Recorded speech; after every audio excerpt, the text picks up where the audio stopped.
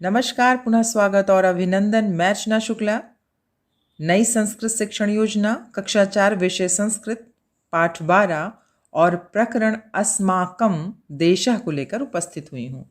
तो सारे प्रकरण आपके वैसे ही रहेंगे। लर्निंग आउटकम, बच्चे भारत देश में रहते हैं, जानते हैं।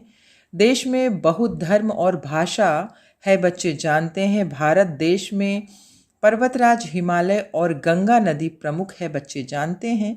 सभी लोग प्रेम से रहते हैं, इससे भली भांति परिचित हैं। प्रकरण अस्माकम देशः, सीखने सिखाने की सामग्री, पुस्तक दीक्षा पर उपलब्ध सामग्री, पाठ को दर्शाता चार्ट एवं चित्र। सीखने सिखाने की प्रक्रियाएं, गतिविधि, चरण, अवधि और आकलन। प्रथम चरण सामान्य परिचर्चा। बच्चों, आपको ज्ञात है हमारे देश का नाम भारत है।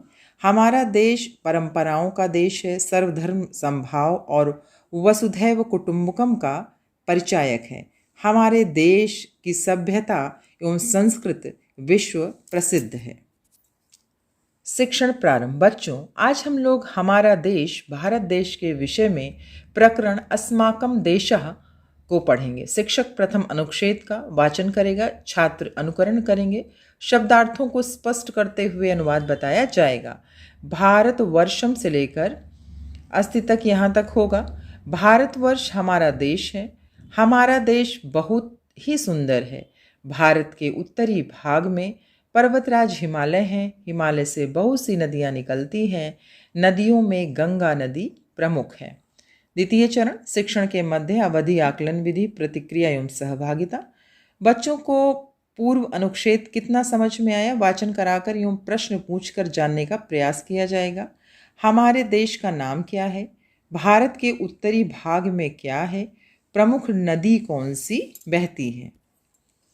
तत्पश्चात शिक्षक द्वितीय अनुच्छेद का वाचन करेगा, बच्चे अनुकरण वाचन करेंगे, शब्दार्थों को पुनः श्याम पट पर लिखते हुए अनुवाद बताया जाएगा। फिर यहाँ देखिए आपका शब्दार्थ, फिर देखिए यहाँ पर पूरा आपका अनुवाद यहाँ तक दिया हुआ है। शिक्षण के पश्चात शिक्षक विभिन्न देशों के विषय में चर्चा करते हुए अपने देश के महत्व को बताते हुए विभिन्न धर्म, वेशभूषा और भाषा की अनेकता होते हुए भारत एकता की मिसाल है बताएगा।